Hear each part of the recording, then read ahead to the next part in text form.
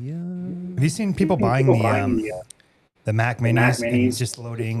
They're doing it. It's called Cloudbot. Cloudbot, yeah. Oh, look at this. This is actually we're matriculating pretty well. Bradley, I think that was. You know what? It's because we have your genius in the room, Miguel. I think it's because we have Mike Gagnon. This usually is like a 17-minute process. We do all this double checking that we're actually online. Right. I see. I can't help myself. I can see up on the screen. I can see all the things telling me that we're actually here, but I'm just going to check anyway because that's what we do. It's tradition. I'm just looking at the reflection in his glasses. Right? Like, oh yeah, I can read everything. I can see everything. We are here. We are here. It's not network television, so we're late. It's 11:03. We have Mike Gagnon here. One of the very best from the Dow Group. You're too kind. Taller, better looking than Adam. I'd say it if he was here. He's fine. We're gonna get into it with you and talk about all the things that you're doing and your historical business path because you've been at it for a while. We started flirting with you years ago.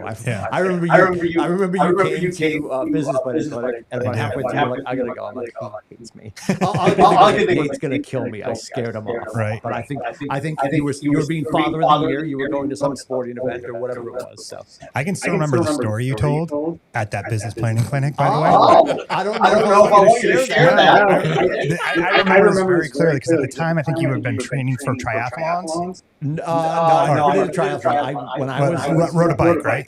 I call it a kayakalon. Okay. It's the main challenge, and you have to do 2.5 miles in a kayak. Everybody's like, how did this happen? It was back when I was svelte. I was running Bostons and all that stuff. Yeah. It was 2.5 miles in a kayak because I'm not buoyant. I look buoyant. Right. I'm not buoyant. Sink like a stone. 2.5 miles on a kayak, then it was 14 miles on a mountain bike, back to the base of Shawnee Peak, and then up and down Shawnee Peak. Okay. On the bike or running?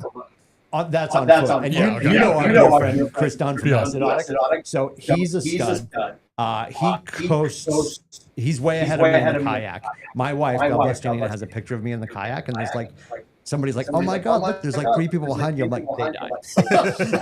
they're just coming in on my wake. Like I was one of the last people out of the water. Our dear friend Doc Sprague, who used to race with us. I'm broken. Are you broken? Can you move the mouse around? See if it. Let's see. Do we have audio from you though? It's dead. It's dead. Oh no. She lied to you. She did lie to me. She was on her last. Shut me off. Well, no, hold on. No. We might have audio. Well, I'm not moving, and that's not a very pleasant photo. That's not where you want to be. Do you want me to take your camera off? What are we doing? Yeah, shut the camera off. We can what? We got to figure out if I have audio.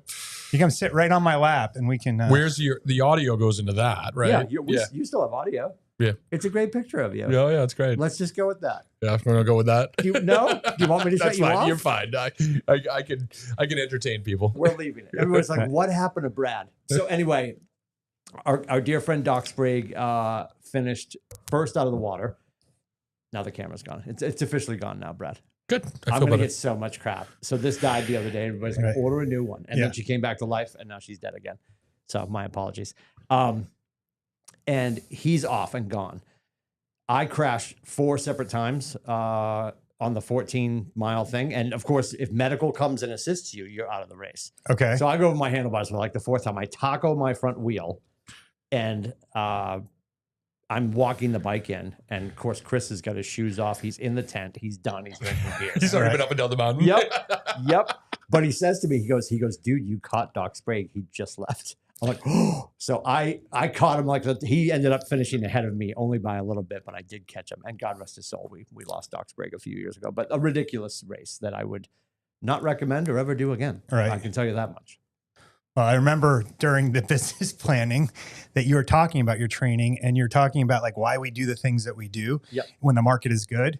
You know, like when the market's good, we can coast like you described, like being on the bike, but I want you pedaling all the time. Pedal, because that way you're ready for when the market changes. Yep. And that was my first introduction to Mr. Tim Lindsay. And I still remember that story. I appreciate that. Yeah.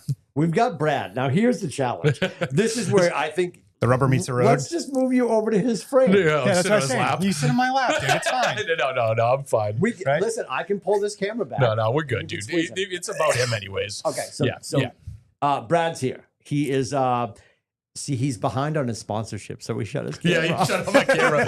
you were like, right? You're like, one of these days you're gonna bring a coffee with you, or we're just gonna shut you completely we shut off. his camera off. But he's only 50% behind, so I'm he still gets so audio, right? disappointed with the MacBook. That's so disappointing. Brad Kelly, Movement Mortgage. You can utilize his services 603-396-3198 because he does not promote himself as much as he should because he's fantastic. Words of wisdom from the mortgage world. Don't leave your computer in your car.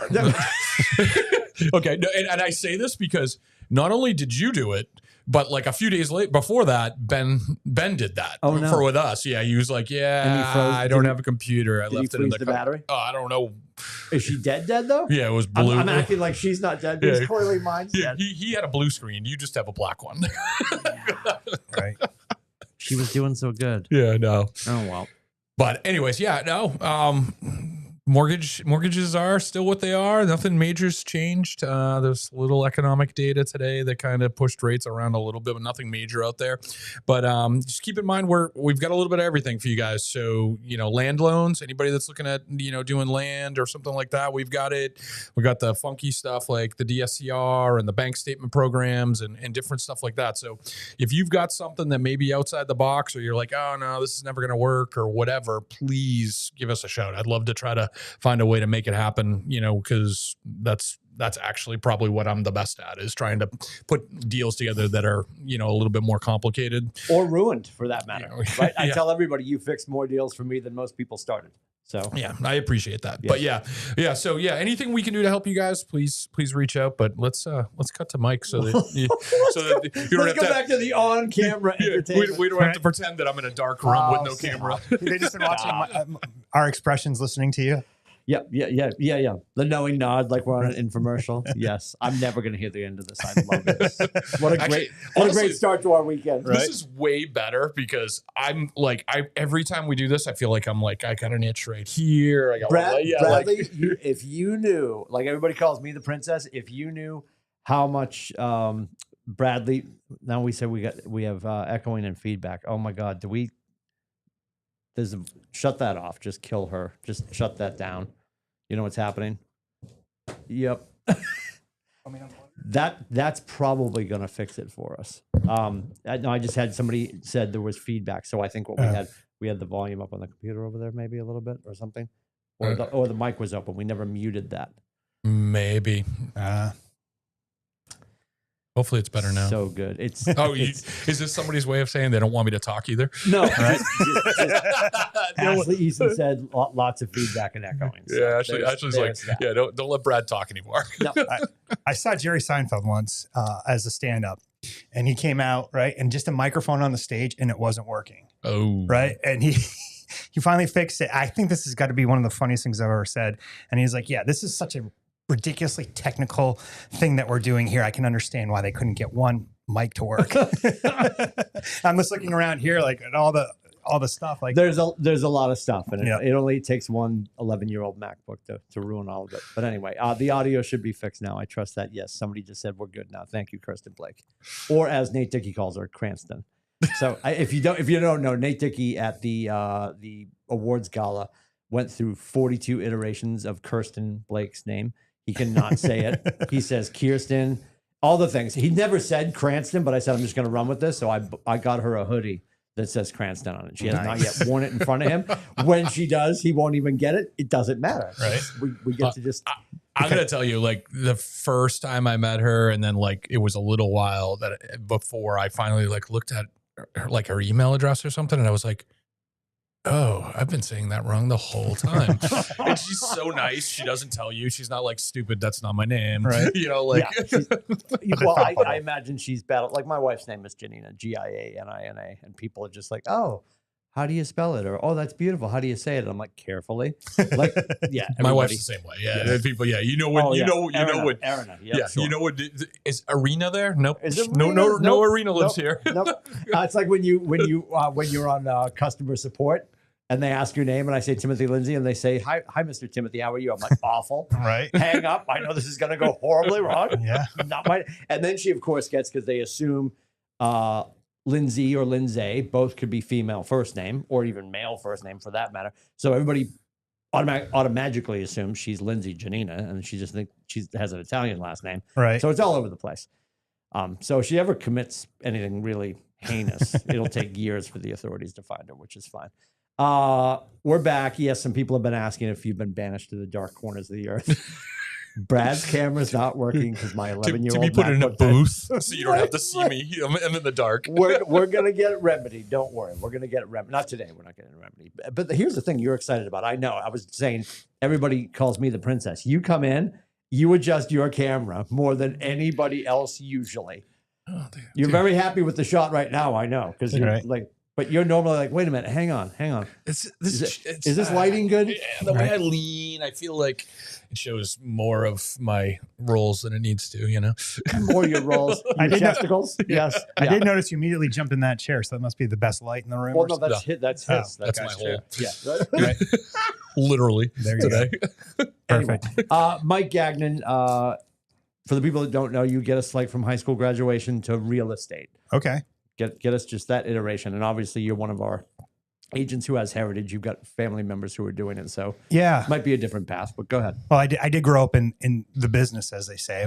Both my mom and dad worked together in a little company in Guilford called JG Realty. So literally the bus would drop me off at the bottom of the hill. At the office I'm still working in today. So I was around it. I was there when they would get the old MLS books.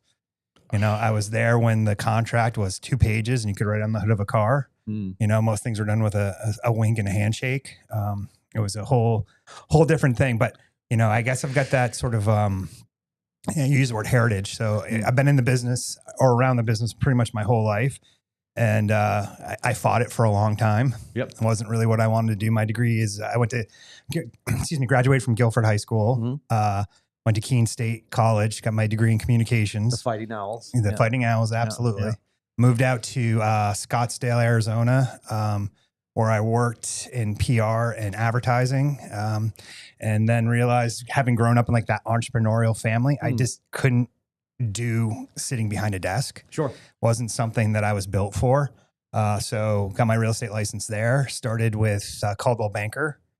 Went through their training program and then quickly transitioned over to Realty Executives because my uncle and cousin, my uncle was the president and CEO of Realty Executives for Arizona, not the franchise arm, but for the big arm of it. I say West Coast. So anyhow, and then worked for my cousin as his sort of intern / junior agent. Worked my way through there. This was an interesting time because, I was just getting into the business and I would have my uncle with a 50,000 foot view and I'd be asking practical questions like, hey, on page 3 of the contract, it says this. And, what am I supposed to do? And he'd be like, Mike, if the deal's meant to be, it will be. And I'm like, no. Like, right. Like, so your uncle was doing gummies before people were doing gummies. He was like a realtor Sherpa. Like, yeah, don't worry about it, man. Yeah. I was like all these philosophical answers to practical questions. And I was like, I get it. You're at 50,000 feet. You no longer have to, worry about the minutiae of the contract. But although he did teach contracts, et cetera, but it was just an interesting, perspective to be sitting at the dinner table with a guy that has, 20,000 agents that work for him. And, then me also trying to figure out, what, this house inspection just went wrong. Like, what am I supposed to do? Right. So that was interesting. So around 2008, I moved back to New Hampshire, and a beautiful time for real estate. Right. Like, my dad had put together a subdivision in Guilford. It was like 15 house lots. And then we built 3 houses. So I came back to help him with that. I mean, I think it was like the hook to get me back here. And as we all know, that was awful. 2008 was it was disgusting. It was a good time. It was a really good time. And so worked at the family business forever. I have, I think Tim knows this, in my office, I have a poster of Lucy holding the football. Oh my God. Yes. Yeah. Because my dad kept on telling me, you know what, like, whatever you want to do with this business, Mike, it's yours. You can do whatever you want. So that's when I was meeting with KW and like trying to bring us up into the modern era. And every time we'd almost get there, he'd be like, "Nope, we're not doing it." Like Lucy pulling the football away from me, I'd fall flat on my butt. Right? Like, so I just realized after a time that this just isn't going to happen. That's just the way my dad is. He's great. He's a New Englander. He's stuck in his way. You know, like I describe it as like we're subsistence farmers. Like we could keep on doing what we're doing forever, but that's not going to get us to another level. And so I was approached and actually took the job right around the beginning of COVID, right before COVID even started, as the I was an associate broker, managing broker for the Meredith office. And to give the leadership here all due credit, like they kept me on. We had no idea what was going to happen, what was happening with the whole COVID thing. So I was able to kind of stay in production at the same time. And then we made it through the COVID year and a half. And Nate said, you have to figure out what you want to do. And my business literally had hockey sticked just from coming from JG over into the KW ecosystem, getting to play with all the toys, the training, all of that stuff. It just like taken off. And I was like, yeah, you know what? I think I'm going to stay in production.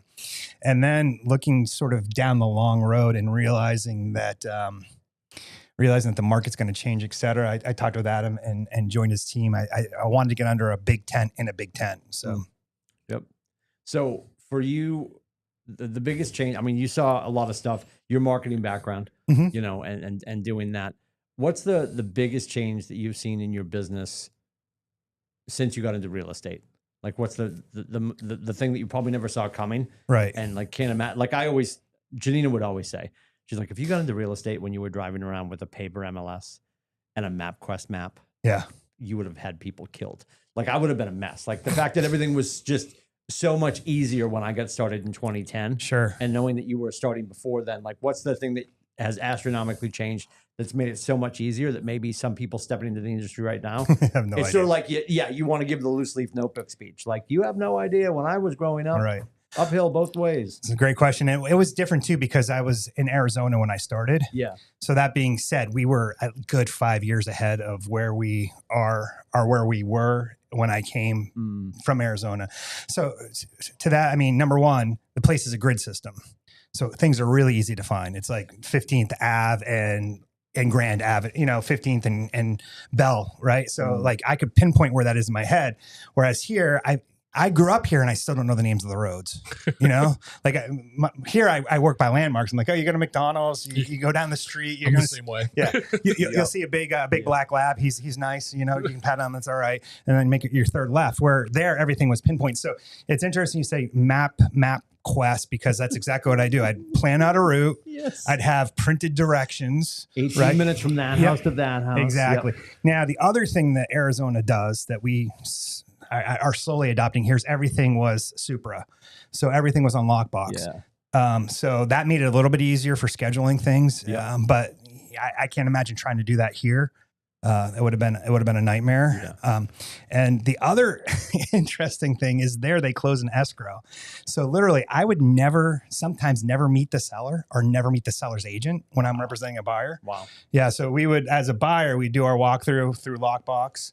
We go to the title company. The title company would receive the money, would stay in escrow overnight. And the next day the seller would come in and sign, and then the keys would be released. You know, I thought it was really strange when I got here and the buyer and the seller were in the same room. I was like, what is this all about? It's so weird. It was so weird. Yeah. So, and yeah, everything was done at the time, everything was done over the phone, maybe email. So the biggest change I've seen to the industry, number one, I think the advent of professional photography everywhere. You know, for maybe some level of agents. Sure. Right. Like that has changed it. I want to say something that may be a little controversial here. I love this. All right. I think that reality TV really brought real estate into a whole different stratosphere. Because when I was doing it, I think that it wasn't as like, I guess, accepted or sexy as it is now as an overall industry. Yeah. Right. Like I think at the time when I started, it was sort of like, you know, maybe the same level as a used car sales guy, right? Yeah, I just made that reference from a how we painted ourselves into the third rung of the ladder. Yeah, exactly. You know, with the, you know, the ambulance chasing, personal injury lawyer, right, the used car salesperson, and then above and beyond that, the real estate agent. Yep. I do love that perspective though, because if you think about it, we had to like reverse engineer, and you know, I don't know if anybody in this room is helping a lot. You probably are. But like when you think about real estate back in the day, it was like, oh, my mom's friend Mabel, my parents, my dad's friend Ed. Like that was the realtor. And then it got on television and they were like, okay, it's almost like when Abercrombie and Fitch was like, we don't hire employees. We have models and cast members, right? Right. Which people can get all worked up about. But I think they were like, okay, we got to do things differently. And that started an attraction point that opened people's eyes, like, oh, the lifestyle is there, and probably created more of a youth movement than we've ever seen before. That's my thought. And let's face it, we have one of the most important products that there is. Do you think it was reality TV or do you think it was internet? That's a great question. Yeah, because I almost think it's the internet, because all of a sudden your reach went from, like, you had your book. Like I remember the books. Those are great. Yeah. You used to, like, they'd have to come to you to see the properties, right? You know, as soon as the internet happened, like, your reach blossomed too. I agree with what you're saying there. I think maybe just as an overall industry. Yeah. Right. No, your reach is, then that gets into the professional photography. Like, you know, I'll have to give Adam a little bit of credit here, but all right. Good night, everybody. Yeah. Right. We had a great week. Right. Well, he says we have like 2 sales now. You have the initial sale on the internet, right? To make sure that the property is packaged and photographed properly. So that's the first sale that you make, right? Getting someone interested enough to come take a look. And then you have the second sale, which is, the second presentation, which is your physical presentation. But I think you're right, Brad. Like the reach has come, and we want to make sure that reach, it paints the best picture possible. But how many times have you been at a showing where someone comes, oh my God, the pictures, this place looks so much better, right? Like you have to kind of know how to walk that back a little bit too. So being able to work where you grew up. Yeah. And I think a lot of people arguably do, but like I'm not from up here, Mass Hole, as you know, and how much is that an advantage for you? Like I know talking to Shannon Casey, she's like, I go on vacation and I march around and I'm like, we live in the best part of the country, and people have different opinions about that. But she's like, the water's right there. The lifestyle's right here. It's New England. It's quintessential. It's Norman Rockwell. Like, why would I want to leave? What kind of unfair advantage, if you even think that would be the word for it, does it create for you to be the homer, the townie, and the resident expert? Well, the thing you were saying earlier, the idea that he's still in the same office blows my mind. The only shining star right now is you walk into the driveway like, oh, what a long day, but at least I don't have any math homework. Exactly. Right? I mean, you probably still go in and get a Yoo-Hoo and a Pop-Tart because you're a child. There's that. Yeah, but like a customer just one of your dad's customers walk in like out of the blue. Like, it happened last year. Yeah. Yeah. As, like I'm sitting in that office literally by myself, and I hear someone walk in the door. I'm like, wait, what? Oh, yeah. So occasionally we do get that. So I do sometimes find myself falling into like the Chamber of Commerce speech. And I'll say that to people. I'll be like, listen, I have a listing right now that's like 2 miles from where I grew up. And so I just came from a showing there this morning. I'm like, my first question, hey, are you familiar with the area? And they're like, no, I don't really know anything about this. And I was like, well, you're in luck. I grew up 2 miles from here. So let me tell you, right? Like the advantages are, and then I have this like one really tired line that I use all the time. It actually doesn't work on the young kids. Can I say that? You can say that. Yeah. I say I'm about to start sounding like Raymond. You know how everything for Raymond was $2, right? Like a candy bar is $2 and a Cadillac's $2. Yeah. I'm going to tell you everything is 5 miles from here, right? Yes. Right. Yeah. Well, it's 10 minutes away. Yeah. Everything is 10 minutes from here, right? Yeah. And it sounds ridiculous, but it really is. Like, and so I'll go into that. I'll talk about growing up, and Tim, like. The first time this compliment was ever made, I sold the condo this winter, and the guy looked at me and goes, you're the reason why we bought this. I wasn't representing the buyer, I was representing the seller. And I said, oh, wow, what do you mean? He said, well, you came here and told us about the lifestyle. You told us about the restaurants. You told us about this. You told us about that. And that really, really helped us make up our mind. And I was like, huh. I was like, wow, that's number one, the first time anybody ever said that to me. And number two, it's like, sometimes you're just screaming into the void. You have no idea if what you're saying lands. Yeah. And for him to actually say that to me, I was like, wow, that's great. I guess I should lean into that a little bit more. Yeah. We talked about COVID, we had the pandemic that's now an endemic. So it's like, the flu part 2 or whatever. Not the most difficult thing that you've done in the last handful of years, right? You've had a huge familial challenge. Yeah, absolutely. That's given you tons of perspective on like when somebody's like, I'm having a tough week. Yeah. And you can't even say that because your son represents some of the toughest weeks that your family's ever had. So talk to me about the perspective that Max and his battle have given your family, the community, and just you waking up and going back to that James Lawrence line from that book, the Iron Cowboy, like, we get to do this. Right. So talk about that if you don't mind. Okay. So thank you for that. My son Max was diagnosed with leukemia when he was 4. So for 2 years, we battled leukemia back and forth to Boston Children's, the Jimmy Fund Clinic. And so first and foremost, you talk about like the unfair advantage about working where you grew up. Laconia and our whole... You're good, dude. We're here. We're all here. Yeah, we get it. Like the whole area, Keller Williams, everything came out for us in such a big way. It was like, I don't know, like humbling. At the same time, you realize how important a community is. Because if this would have happened in Arizona, one of, like I might have gotten a few people that were like, oh my gosh, I feel so bad for you. I mean, if you drive through our town to this day, there's Max Strong signs everywhere. Like people haven't even taken them down. So, excuse me. So that was about 2 years. And that's when I was still working at JG. So I had my family kind of working the business for me. And then he was, good for 6 years. And then this was COVID time.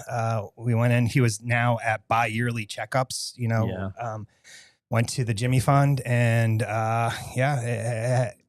inexplicably it had come back. Now, the reason I say that is because he had leukemia. It was ALL type B.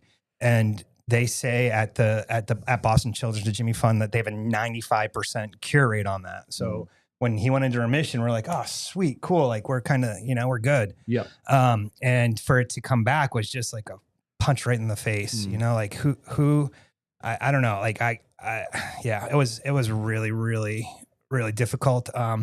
And so that was 2 years ago now that he went, 3 years ago that he was diagnosed. He's been in remission for about a year now. Yeah. So we're back down to like a yearly checkup. Yep. But during that time, I had some great support in the way that our whole family. Sure. I mean, our whole family was just supported in ways that you can't even imagine. Like I don't even know how to express some of these things.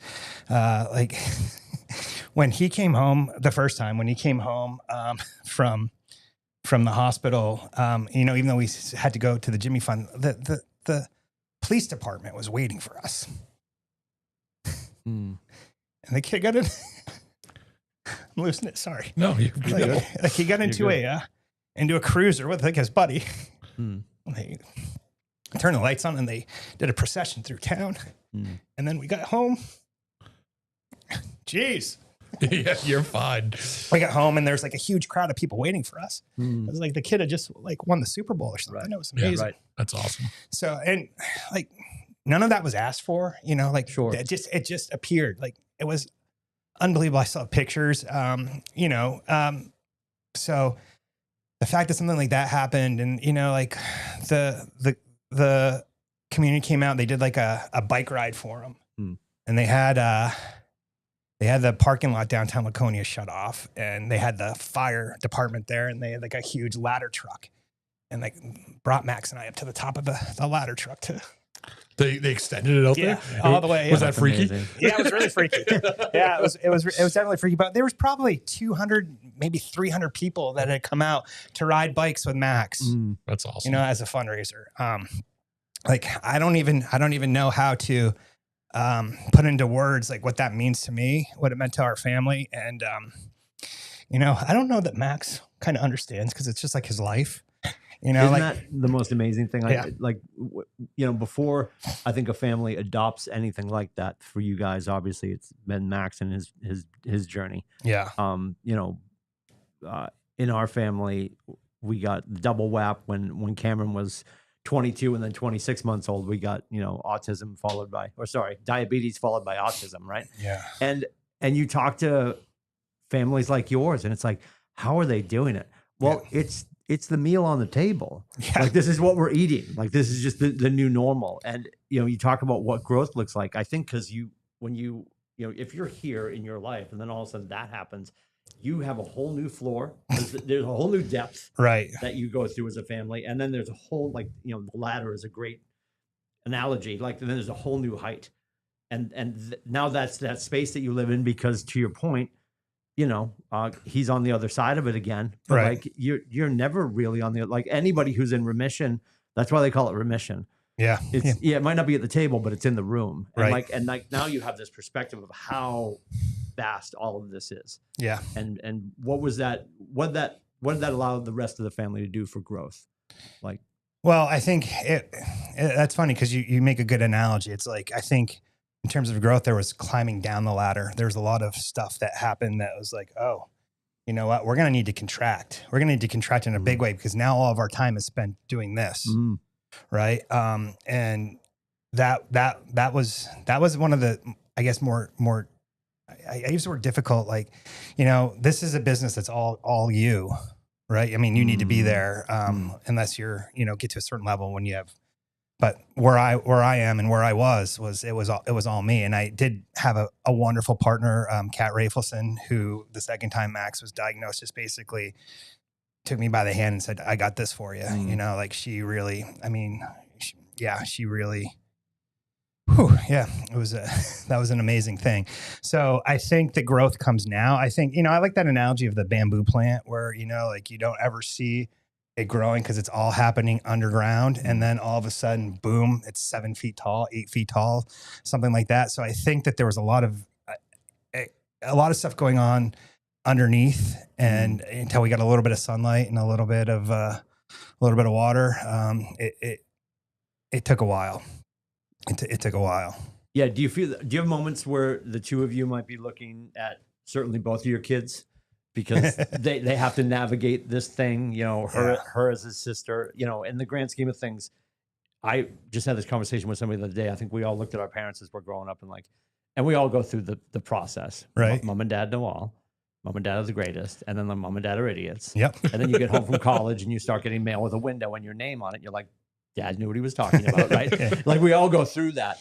Do you look at him now and you're like, he's wiser than I'll ever be? In some respects, yes. Yeah. And in other respects, he's still just a kid. Which is fantastic. Yeah. But there's almost, now that he's had those two journeys, there's almost two old souls inside now. Well, there's two stories that I love to share. The first one is, and this is actually almost KW specific. So Max, the second time he was going through this, it's not experimental anymore, but it was a immunotherapy. It was called blinatumomab. And so he had to basically for 30, I want to say 30 days, he had to wear a backpack with a chemo pump in it. And he had a bag of medicine, and he had a PICC line. And so like the kid had to wear a backpack 24/7, and we had to go to Boston every other day to get this bag filled up. Right. And that was 3 times. So he was, I think, in 3rd grade, and he was at a Catholic school, and he had the little uniform. And so he had some khaki pants. He's going to kill me, but I'm never going to stop telling the story, by the way. And so we're patching him in right now. Yeah. Just so you know. Yeah. He's in the dark room. Yeah, with me. Well, we were good, but we needed my MacBook for that. Right. So we're not patching him in. we kind of made a rule during this time on the backpack, like, dude, if you're ever upset at school, if anything's bothering you, just have them call and we'll come. We'll come and get you, right. Like this is the thing. Oh, so, I remember. Go ahead. I love this story. Yeah. So he had gone to the bathroom, and he came out, and he had like khakis. He had a little bit of wetness on the front of his khakis. And, we're guys, we all know that this happens, right? But one of his buddies like pointed it out and started like Nelson, ha ha, like that type of thing, right? And literally crushed the kid. Like he was just so upset. This, just crushed him. So he went down to he went down to the admin, and they called me, and I came in and I was talking with him. I'm like, dude, what happened? And he told me the story. And this was right when I don't know if it's right when it was the Charge the Storm time, right? With the story about the buffalo and how the buffalo sees a storm coming, and they have this like kind of genetic memory almost, and they know to run right at the storm because the energy that they expend running away from it is twice as bad, and the storm eventually catches you. Yeah. And so I said, Max, dude, I'm happy to take you home. I promise you, we can go home right now, but you're going to have to come back tomorrow. Right. And then I told him the story about the buffalo, and like through tears and a little quivering lip there, he's like, all right, Dad. Yeah. All right. I'll go back. And I was like, wow, wicked proud parenting moment. Like, I was able to take something and apply it, and like, yeah. Awesome. Yep. So I come and get him and his sister, and I'm like, Max, how'd the rest of your day go? And he goes, hey, Dad, you know that story you told me about the buffalo? And I'm like, yeah, I do. He goes, that's true. Like, he looked it up. He went back. He snoped you. Yeah. He fact checked me. I was like, I love this. Yeah, That's right. awesome. He's like, yeah, Dad, that's true, right? And I'm like, yeah, buddy, I do. Right. And he's like, yeah. So it was just one of those things like that right there. One of those parenting moments where you like feel really good about yourself, and then you're like, oh, I guess this is how he sees me. He knows that I'm full of crap, right? Dad just made that up. Yeah, Dad just made that up to get me through this moment, which Right. hey, maybe that would have even been better as a parenting moment than Yeah. it would have been. He was probably walking away like, stupid. He thinks I believe that. yeah, right. He's like, yeah. He's walking back to class. He's on his phone. He's like, oh my God, Right. there's no freaking Like, way. That's I can real. tell you too, like, I'm not trying to sound like that braggy guy, but he's way smarter than I am. He's an awesome. I mean, if you've ever seen him before, like everything he's gone through, like I'd never wish that on anybody, but what he's come through with it, like if you meet him, he's like most kids, like my kid, like would, if it was a room full of adults, would like hide in the corner with his device.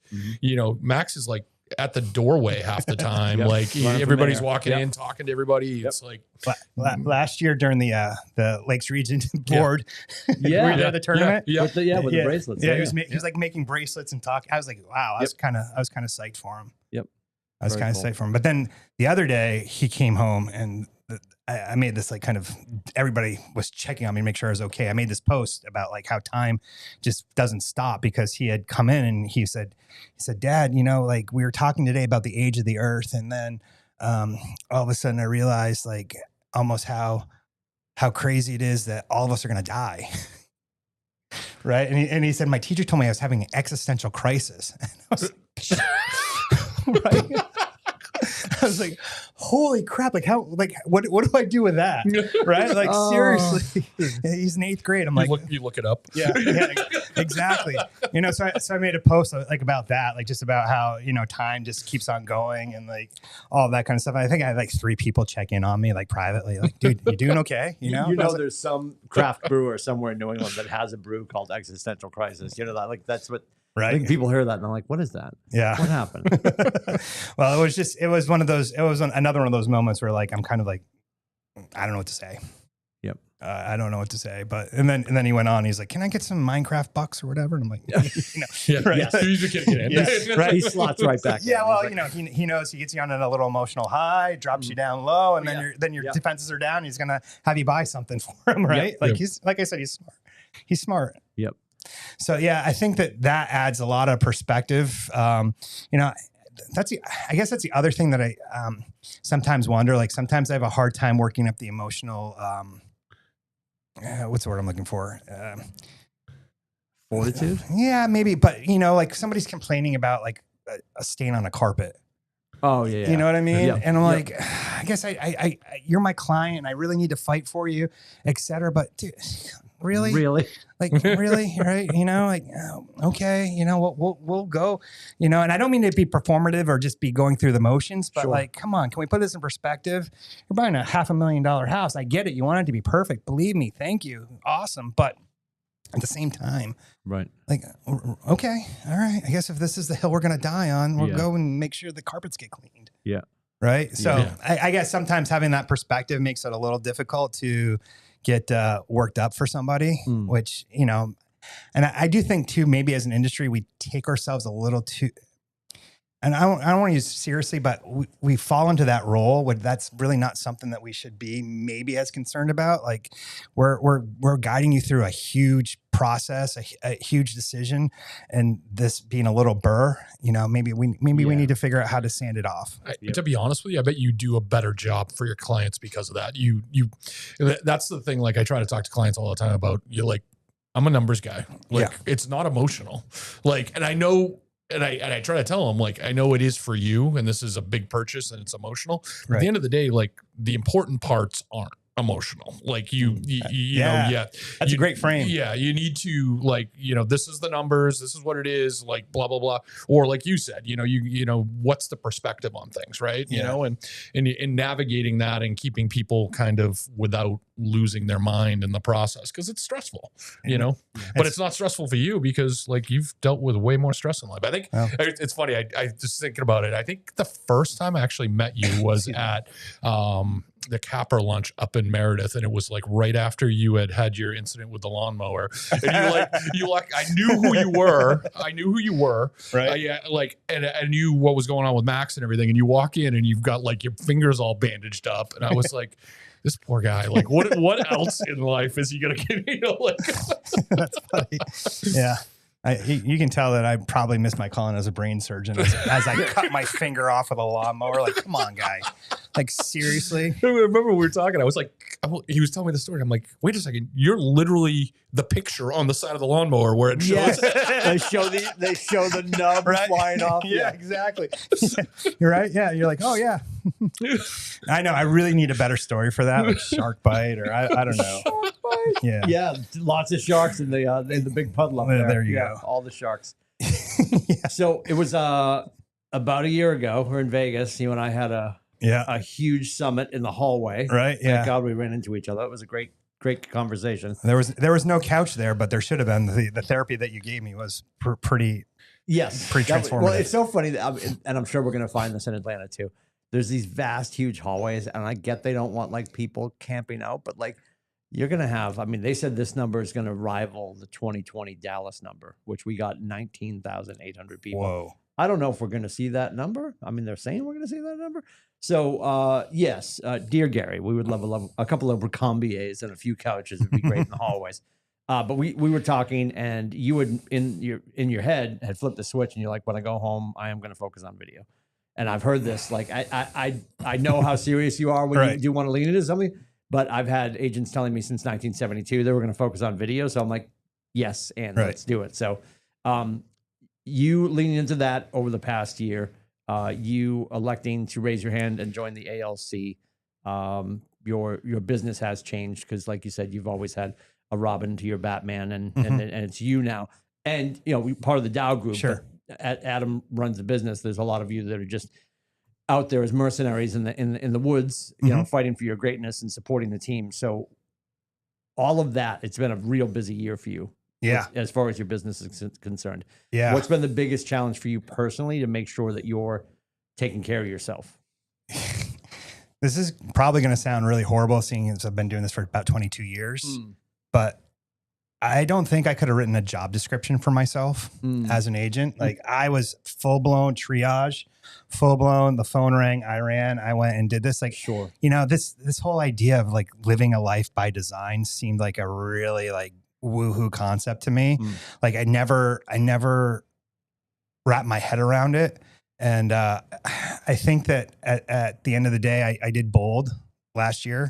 Yeah. Right. Like talking with you, Tim, like, all right, like this, I guess I used to have this perspective, and it's going to sound really bad. Maybe I shouldn't admit it, but like people were succeeding despite all the stuff that they were doing, not because of the stuff they were doing. They were going to seminars, they were doing the self-improvement, right? Like I'd always thought that these were people that were like buying into like, I don't know, like a snake oil, right? Like, and to some degree it's true, because if you don't actually buy into it, if you go to the thing and you sit down and you listen and you're like, oh, that's great. And then you walk away and you don't buy into it. Yeah. That was just a snake oil presentation, right? Like you have to do something. Yep. So I don't think it was until sitting with you at family reunion that switch flipped. Like it wasn't people succeeding despite doing this, it was because of this. Yeah. Right. Like I've got a friend, we talk about him sometimes, Matt Mayali. He and I went to college together. Yep. He has a huge business, just right? on with Jason Abrams this past month. Yes, exactly. Yep. The flowing hair, the hockey lettuce. Yeah. All right. Yeah. Like he's halfway between that and pro wrestler. I'm not sure what it is. I don't know if I'll say it to his face if I see him in Georgia, but I'll tell him for you. Perfect. But my point is like, like I would talk with him and he'd be like, oh, I'm here, I'm there, I'm going to this thing, I'm doing that. And I'm like, dude, you're wasting your money. You're wasting your time. Like in my back of my head, I never said that to him. I was like, yeah.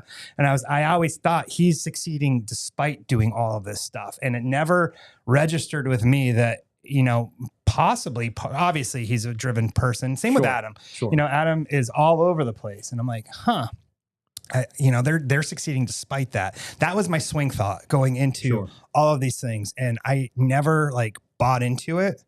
And I think actually talking with somebody, that conversation that we had kind of like, oh, wait a second. Maybe there's something to it, right? Like all the successful people that I'm seeing here are all here for a reason. And it's not because they want to come to Las Vegas right? Like that's not the reason why they're here, right? The reason isn't to hit the craps table or whatever. The reason is to be in this room and to actually take something away from it. And I was like, oh shit. And then I got mad at myself. Yeah. Because I was like, 22 years wasted. Thank you. Right. It's like you're sitting on my shoulder in my head. I'm like, what had happened was I did not know what. So anyways, all of that being said, like, being with KW for 6 years now and like having all the tools and all the toys and all the stuff. And I'm like, oh, this is all really cool, but I never bought into it. And it's funny because I was talking with some of the newer guys on the team and I said that to him. I was like, you can go do bold and I highly recommend that you do it. But if you're not going to buy into it, there's no reason to be there. Right. Like you have to buy into it. Right. And I will say too, even bold, like I bought into, 20% of it.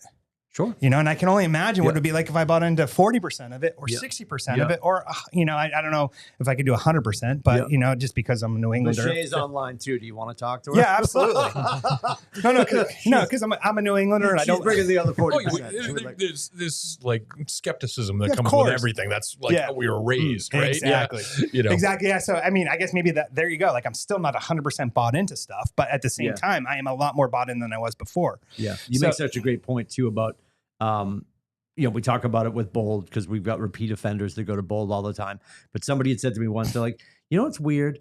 I keep coming to like when I go to family or I go to Mega and I've been going for years, you keep seeing the same people. And it's like, yeah.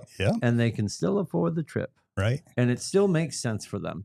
Like, especially in this industry. I remember we had somebody who would join the market center and they'd come from another industry and they're like, yep, I'm just going to make fun of a fake business, of course. I used to be a Liberty Mutual and these events would come up and the dossier would hit your desk with your lanyard and your plane ticket and your hotel key. And I was going because my department manager was telling me to go. Right. And I had to be at all the things and there were mandatory dinners at 6:15 and all that kind of stuff. And then you go to this event, and if we're gonna haunt the numbers from Dallas, if we're gonna be near like high teen thousand numbers in Atlanta in the next few days, all those people are there, and they're on their own dime. They decided I'm gonna go be in the same room with Gary so he can yell at me in person, right? And I'm going to take care of my hotel and my airfare and my bail and my tattoo money and all the other stuff that comes with it, and continuing to do that. And I guess it's the same mindset. Like, I don't know what year I'm going to hear what I need to hear.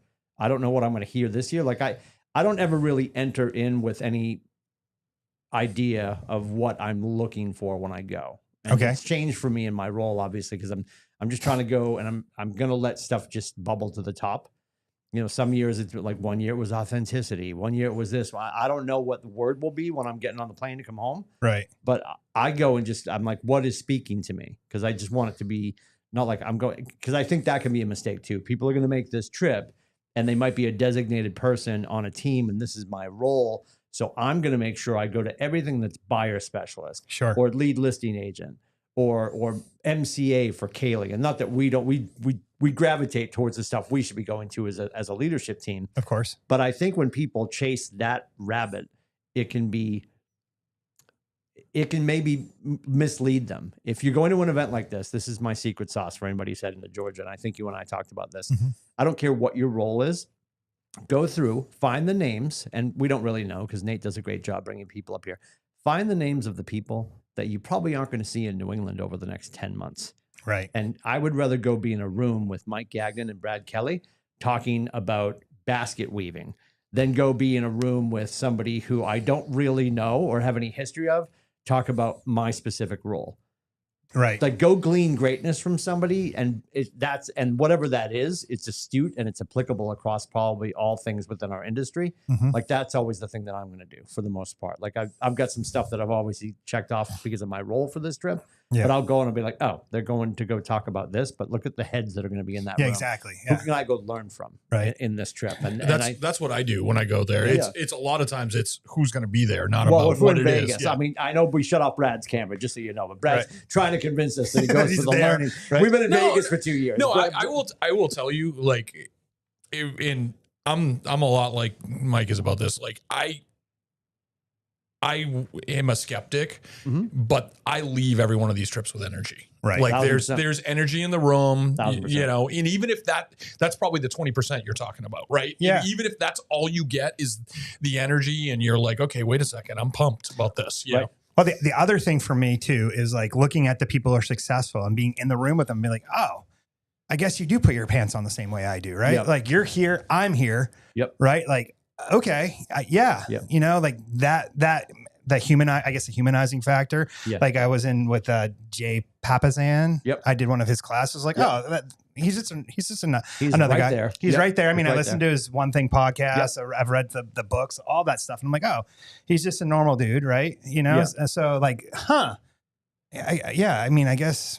Well, and we've joked about this too, and not that the people in leadership down in Austin aren't well known within the industry, but like, you're not talking to your buddy from college, although Miali's one of your buddies from college, but you're not talking to your average buddy from college, and being like, yeah, I just saw Jason Abrams in person. Like they're capital K celebrities, right?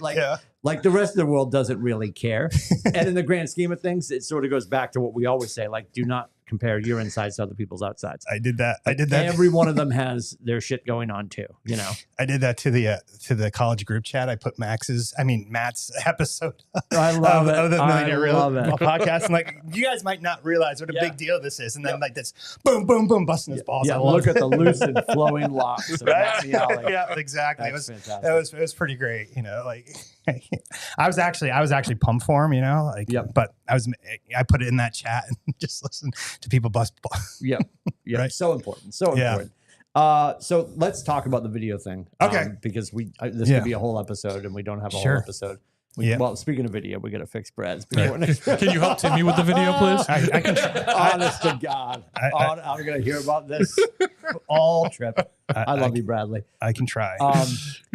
Talk about like the confidence that you needed to start doing it, because that's everybody's biggest thing. And I mean, I sort of laugh because I have like a face for the written word. Everybody's like, "Oh, you're in radio. You have a face for radio." I'm like, "No, I have a face for like scribe." But this is the face God gave me. Yeah, this is my shitty voice. Like this is what we have. Just hit record, exactly, or just hit play. So, what was it for you? Like, what was the hump you had to get over to be like, okay, I just got to post that first video and be okay? It was the Jerry Seinfeld line in The One Thing. It was the chain. Don't break the chain. You know, like he writes one joke a day and then he crosses it off. Right. And so for me, like I was sporadically doing video. Like I was like, all right, yeah. If I got an idea, if something hit me, I would just do it. I would just be like, all right, yeah, this is a good one. And I would have these fits and starts where I'd be like, okay, for a week I posted a video.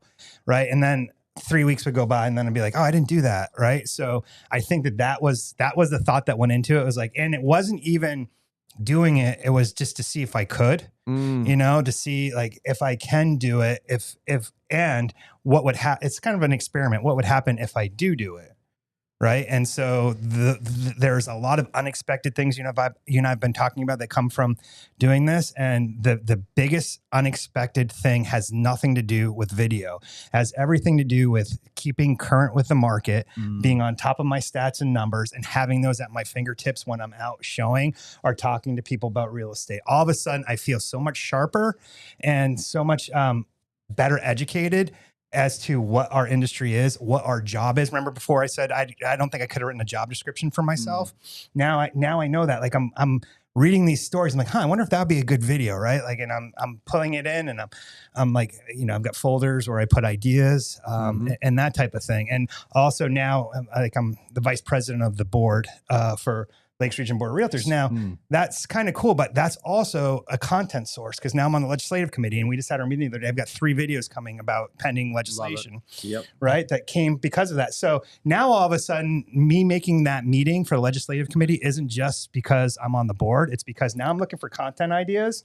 Now I'm looking for a way that I can take this and bring it back to my friends, clients, and colleagues, right? Like, so it's changed your mindset. Yeah, thank you. It's changed my mindset, and that has nothing to do with the physical recording of the video or posting the video, right? And then to Tim's going to get sick of these stories, but like the other day, I was Saturday afternoon, I'd finished a couple showings in the morning. I was at the grocery store, and this woman who was an acquaintance. When I say acquaintance, I see her on the side of the road. This is a great story. I love this. Right? Like, I see her on the side of the road in my neighborhood occasionally, enough to wave to.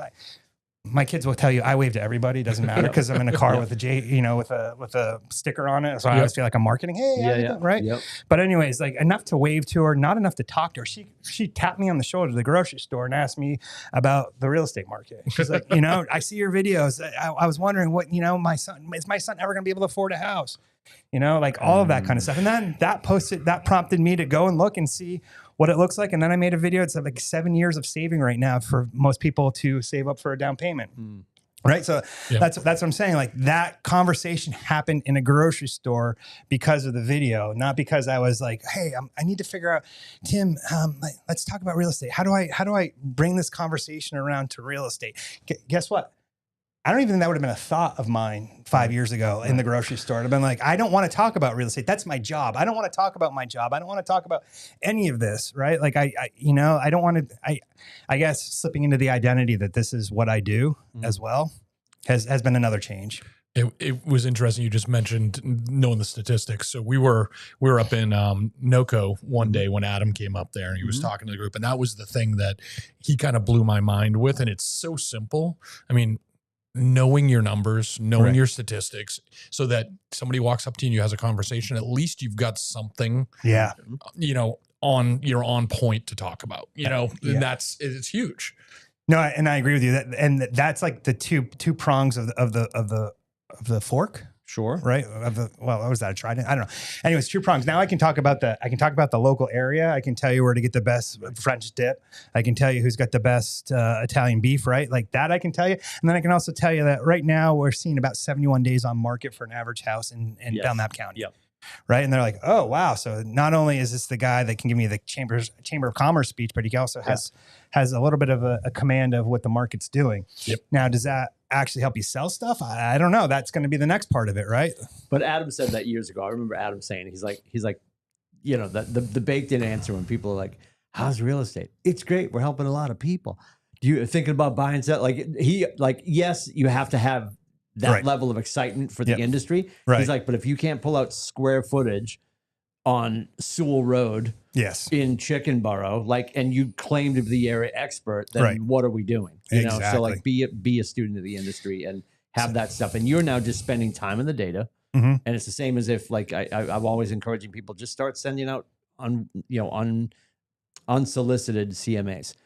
Just hey, Bradley, spending some time in Nottingham, drilled down on your street, found some interesting data. It's already in the mail. You'll see it in a couple of days. It's in a hot pink envelope, and then he gets it, and it's going to induce some sort of reaction. Either we're worth that much, or we're definitely worth more than that. Exactly. But it's going to get a conversation started, and you're doing something that they didn't ask for, but you're reminding them that you spend time in the numbers. So whether you're doing that or obviously the data that you're constantly looking at for your next piece of content. Right. And now it's at the point where it's fast twitch muscle for you at this point. I think so. Yeah. I mean, I can get a 1.5-minute video done and edited in about an hour and 10, you can get in your head a little bit, watching it over and over again, fiddling with the lighting, making talking to the backside of the microphone. Yeah, talking to the backside of the microphone.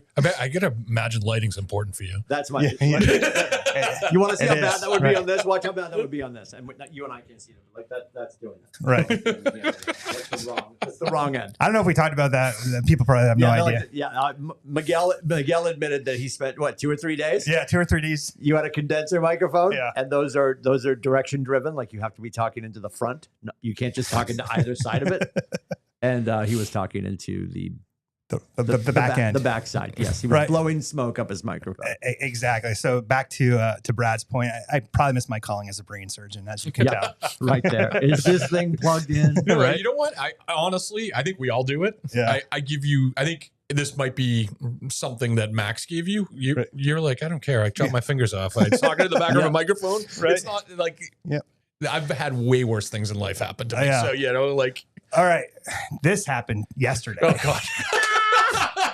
And I'm actually a little nervous because I'm not sure what the heck's going on, but someone on Instagram liked one of my stories and it was from the Mike Gagnon fan page.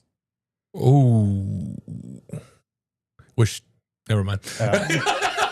I know, like someone started, like it's I'm like, I don't know if I should be worried about it or what. Like, it's just kind of weird, right? It's Max at home. He's like, I'm definitely smarter than my dad. I know. I'm thinking April 1st is coming. You know, like this is like a what is it? The long we just figured out what Adam does with his spare time.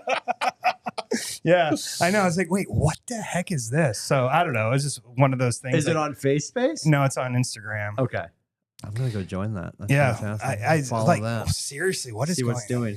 All right. I mean, it was a nice comment. If it was something like not nice, I'd have been like, oh, okay, this is a troll. But I don't know.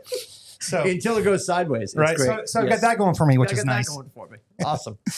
Yeah. So I would say, part of it is like you say, this is my face. This is how I sound. This is how I look. This is what it is. So I got to just do it. I used to do a lot more.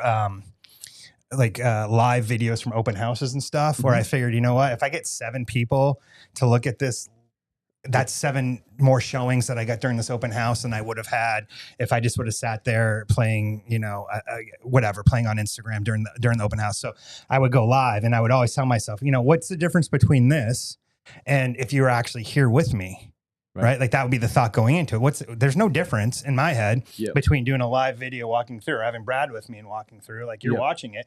Now, granted, we don't have the back and forth or, I guess you could, if you were watching and you're really interested, be like, hey, Mike, go back over to that, the sink, what color are you? So, I mean, I wouldn't get those interactions, but I'd always do it. And that's the same thing I think, like you're saying, this is me, this is who I am. There's people that are going to like it. There's people who are not going to like it. And if they don't like it, luckily you're going to find your tribe. That's exactly. Yeah. And at the end of the day, like if they're going to work with you, they're going to see you and hear you eventually. Exactly. Right.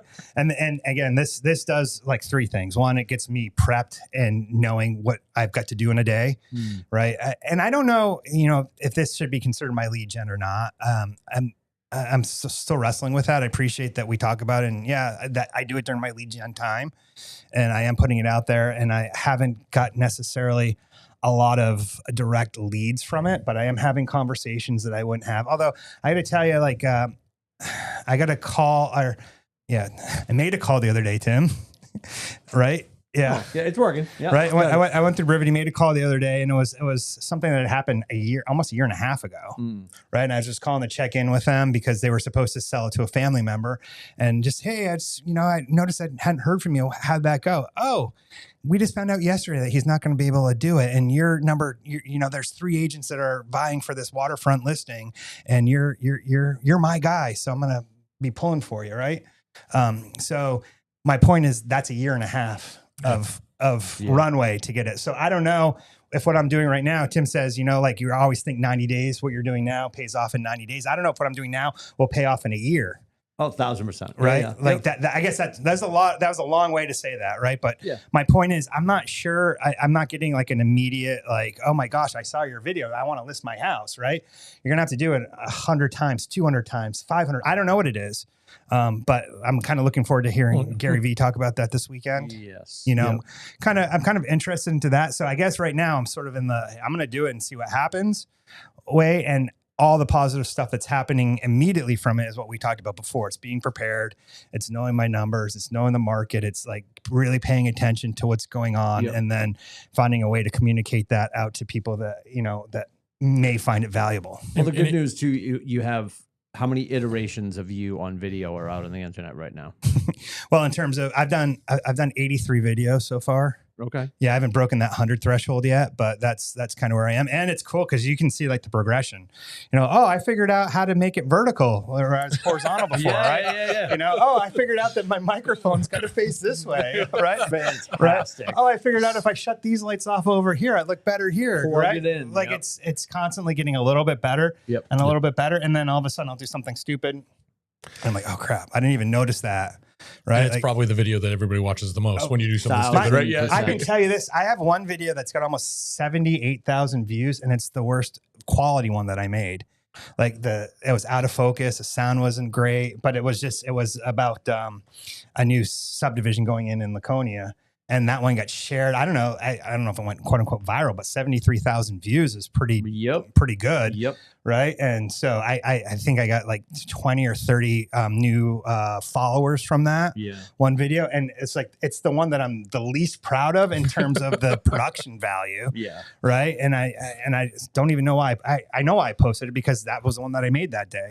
Yeah. Right. And I was like, all right, I don't have. Yeah. And normally you probably wouldn't have posted it. You're probably like, oh, this Thousands. video's Yep. stupid. Yep. You know, like I'm not going to post this. Right. You know, and yeah. But again, it was that Seinfeld thing. And so I shoot for 5 videos a week and will let myself do 4 if something comes up. Okay. Right. So, you know, I consider if I do less than 4, then I've broken the chain in my head. I mean, I'm not as strict as Seinfeld is with crossing days off and that kind of stuff. But, you know, that's the deal that I've made, you know, and now I've started filming 2 or 3 in one day. Yeah. Right. Like, all right, I'll on Monday, I filmed 3 videos. So I've got 3 in the can, if you will, ready to go. Sounds like you're like my kid. You're doing the, like, he's like, oh yeah, this assignment's not due till the middle of March, so I'm going to do this much of it today. And you're like, oh, wait a second, why don't I do more of it? And then I got less later, right? Yeah, no, exactly right. I know the same thing I'm trying to tell Max and Olivia. Like, if you do it right now, you're not gonna be having me go try to find poster board at 10:30 on Friday or Monday night, right? Because your project's done. Yeah. So I excuse me. I think that was one of the biggest things. I had read somewhere that the guy from Bigger Pockets, you know, that podcast, he had read the one thing like 20 times. Right. And so during Bold, I just listened to the one thing over and over and over and over again until I finally figured out what the one thing would be. And even though I had earlier made that sort of deal with you that I was going to do video, I still hadn't bought into it. It wasn't until like doing Bold and they talked about video and like, I was like, all right, you know what? I'm just going to do it and see what happens. Yeah. Does that make sense? Oh yeah, absolutely. I think too, the everybody will hear me say, like, stop worrying about it being Scorsese. Like, it doesn't need to be perfect. And I know you've been working on your setup at home. And if somebody walks in here right now, we've got all the mics set up and we tried to have 3 cameras, but you know, Big Bertha died. But like all that aside, Brad looks great. Just so everybody at home knows, Brad looks great. Very handsome. It's like, if you want to start to invest in your equipment, yes. My point is just cut it and be natural. You're going to hear Gary Vee talk to that incessantly. Yep. He'll say on stage, like, start to document, stop scripting and preparing and screening, and just hit go and document what you're doing. Because it'll be authentic. People want to watch that. That's right. 1,000 years ago, this show's way off TV now, but like, because MTV's gone. But like the Real World, all that stuff, like reality television caught because it was originally unscripted. I know. Originally it was unscripted. And I just think if we get better at that and you're just, the content you're having, the conversations you're having are just natural. Yeah. No, I agree with you. The one place that I always got a little stuck with is like other people's houses. You know, like, I don't want to make a comment. I don't want to make, you know, like, this is an important thing for people. Right. And just because I tell this story all the time, right? Like, having judgment. I showed a house one time and I walked inside. It smelled like boiled cabbage and cigarettes. And I was like, oh my God, this is disgusting. Right. And the woman that I was showing looked at me. She goes, this smells just like my grandmother's house. I love it. You know, right? So right there, slap me in the face. I made a judgment, right? Like, I don't know what somebody's going to love. I don't know what someone's going to. So my word is now interesting. Oh, isn't that an interesting odor? Right. You know, but that's the point. So I've always had that in the back of my head for just like going live and like giving my off the cuff sort of feeling about something. I think that this is an important thing that we do, and people take a lot of, you know, I know we talked about the personal, I take it too personal. This is, you know, I get that. And believe me, I'm with you. Like, at the end of the day, let's saw the burrs off and not make it personal, but to some degree there is. And the other thing we talk about is this lives forever. So I want to be a little careful about doing stuff like that. But I also don't want to be the cheerleader all the time. Right. Although most of the time when I am the cheerleader, it's because I'm genuinely excited about something. Yeah. You know, like, oh my God, this is so cool. They just have the new pickle ice cream at the Keller House, right? Like, you know, I mean, hey, is there pickle ice cream? There is pickle ice cream at the Keller House. Exactly. All right. I believe you. Yeah. So Daryl asked me to do a video on it, and so we will. Right. Perfect. Yeah. Love that.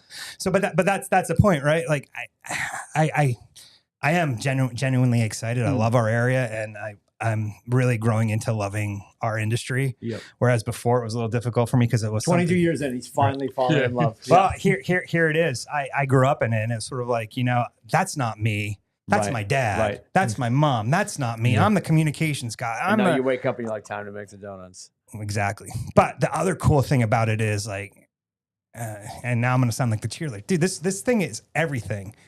It's everything. Like if you're a communications person, right? Like, oh my gosh, like you can lean right into doing the communications part of it. If you're a numbers person, you can lean right into being a numbers person. If you are I don't know what else, but everything you can possibly, every skill that you can possibly have can be, in my opinion, applied to being a realtor. You make a great point. I've never sat with an agent who's coming from hospitality or car sales, or you're never like, oh shit, that's not going to translate. Like everything translates. Exactly. And just stay in that lane. Use that to be the way that you're inducing your conversations. Even if you that shared commonality, and you're going to find the people you communicate with exactly best, or jive with best. You're an accountant that's been in an office their whole life. So all of a sudden you're a process person, right? You're an admin. Like, guess what? You've got some strengths that are going to really help you. Absolutely. Yeah. So I guess that's my point. Like it took me a while to realize that too. Like, I always thought I was like the PR guy or the advertising and marketing guy, right? Oh, guess what, you dummy?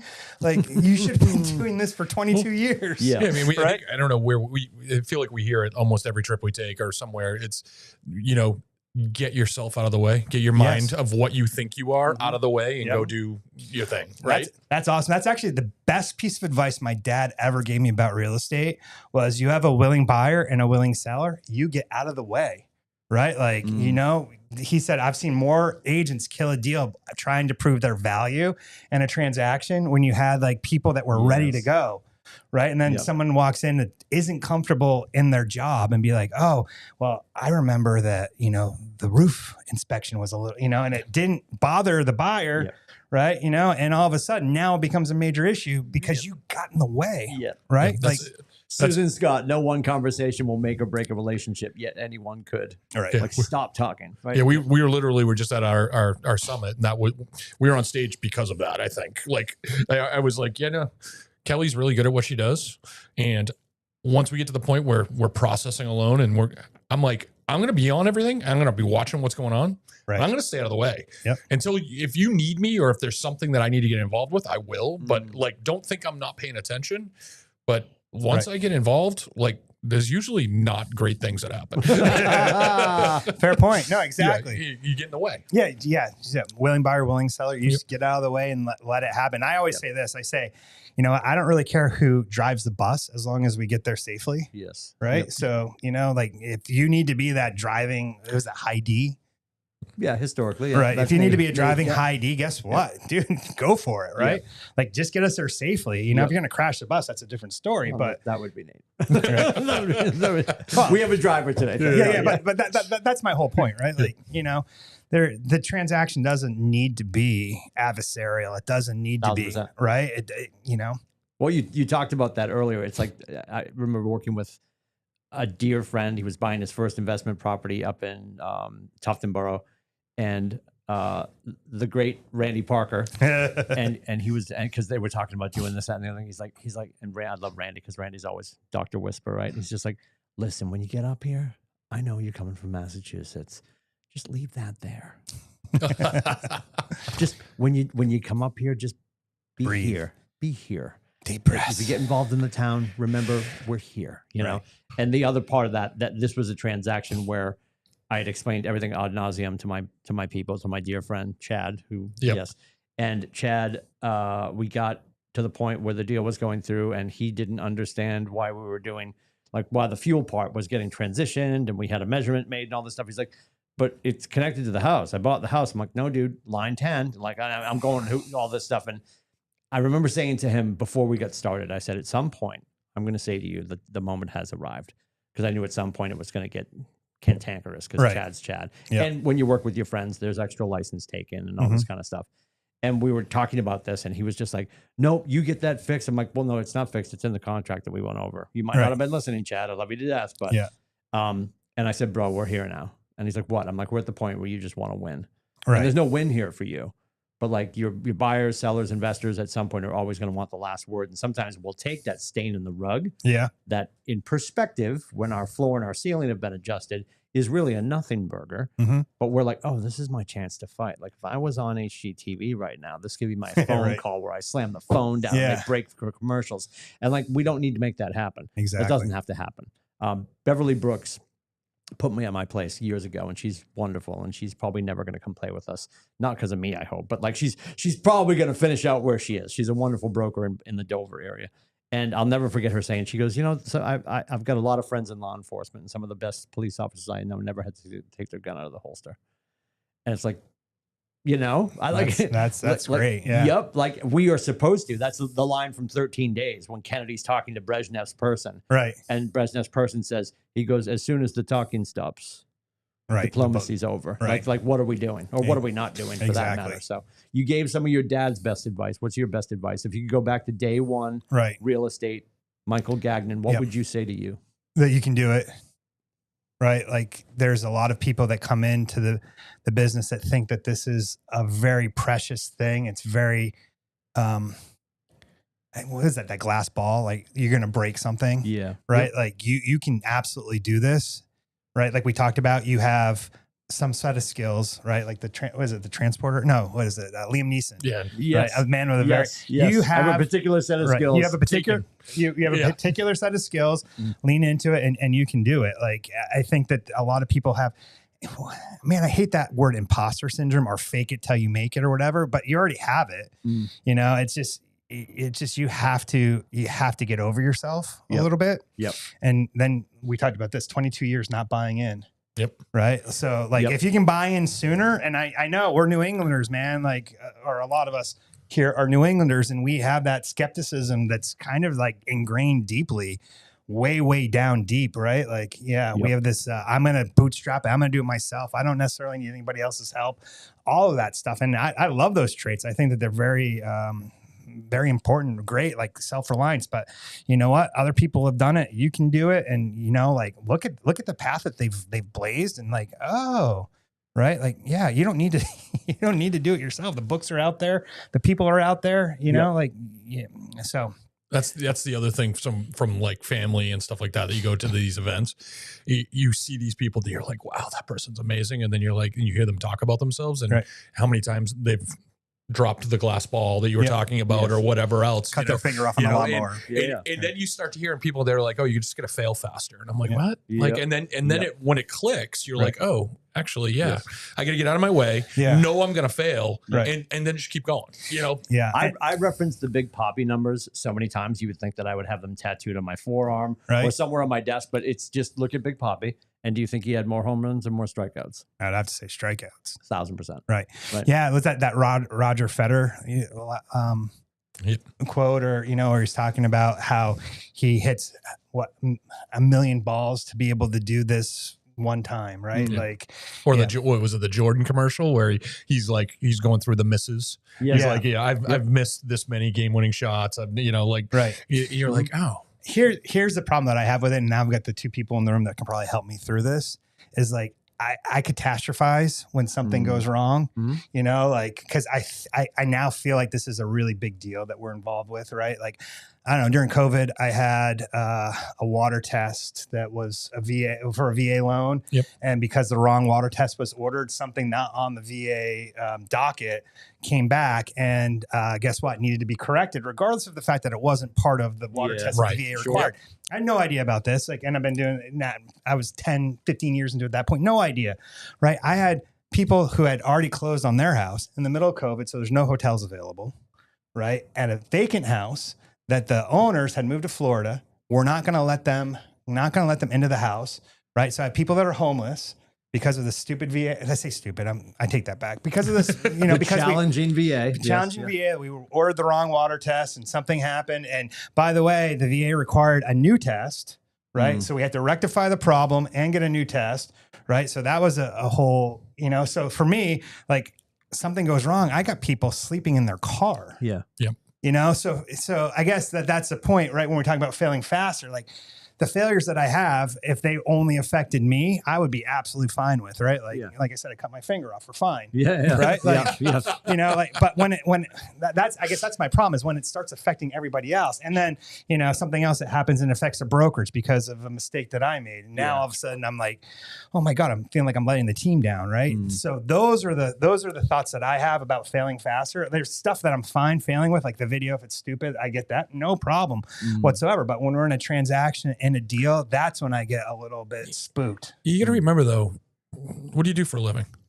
You help people buy houses, right? Yeah. You're not a brain surgeon. No, I'm not. Quite clear, Brad. I'm just saying, like at the end of the day, like I have to do that all the time. Like, you know, Kelly and I will talk, we'll get frustrated with something and something will happen. Well, and I'll be like, I'll take a deep breath and I'll be like, remember, nobody's dying today. Yes. Yeah. You know, like, you know, at the end of the day, like, you know, somebody's fighting over a washing machine, you know, it's $1. It's a dollar number, whatever that number is, you know, $500, $300, whatever, you know, the stain on the carpet, like you said, you know, like it's fixable. Like everything we do, you know, and I know it probably was hard to find them somewhere to stay, but like, I bet they found somewhere to stay. Yeah. No, they slept in their car for about a week. Oh, really? Yeah. Oh, wow. Yeah.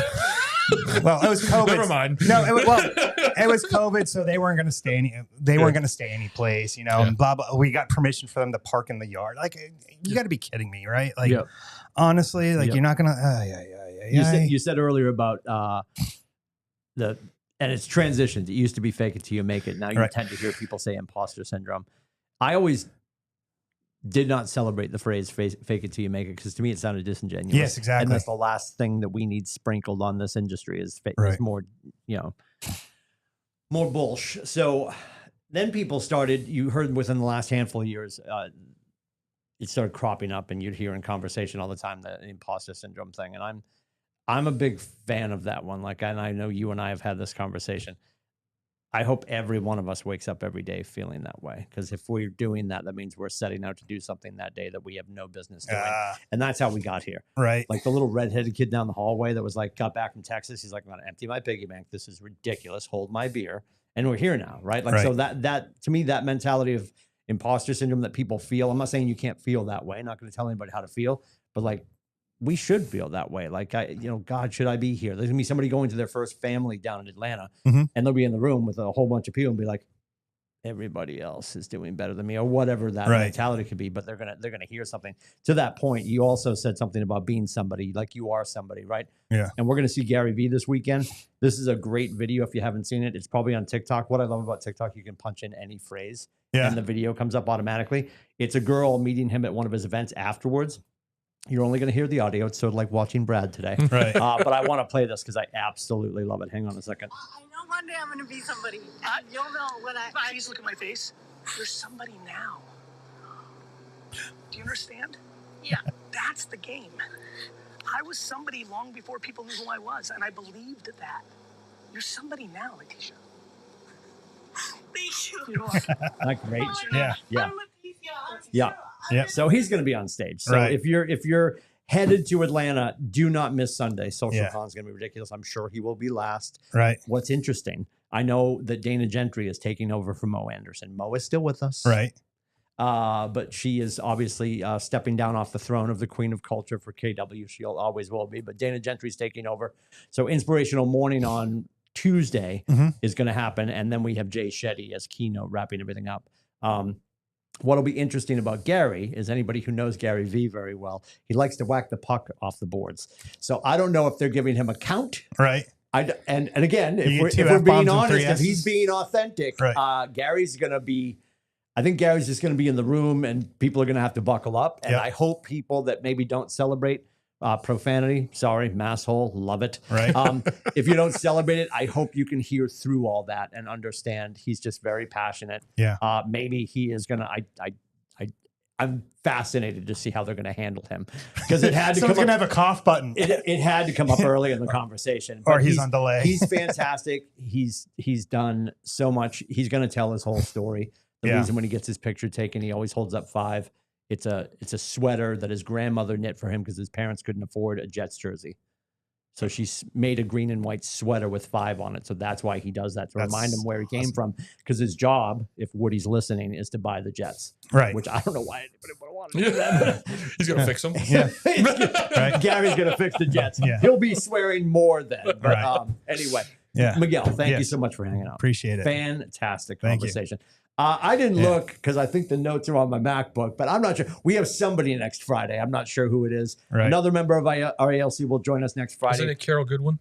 Is it Carol Goodman? I think Oh, it that's is. gonna be awesome. She's coming back, Yeah. of course, from Family Reunion as well. So we will see all of you in the funny papers. We'll be on the internet for the next few days. Obviously, I'm sure you'll see pictures from Family Oh Reunion. no, next it's Wendy St. Ange. Wendy Ooh, St. Ange nice. is next Friday. Yeah. Yep. We will be back in the building next Thursday, and we'll be back with another Latte with a Leader next Friday with Wendy St. Ange. So thanks for hanging out. Yeah, absolutely. How do people get a hold of you if they want to do referral business or just learn from your greatness? Yeah. Emails Mike at thedowgroup.com. Perfect. Yep. Thank you, sir. Thank you. Take care.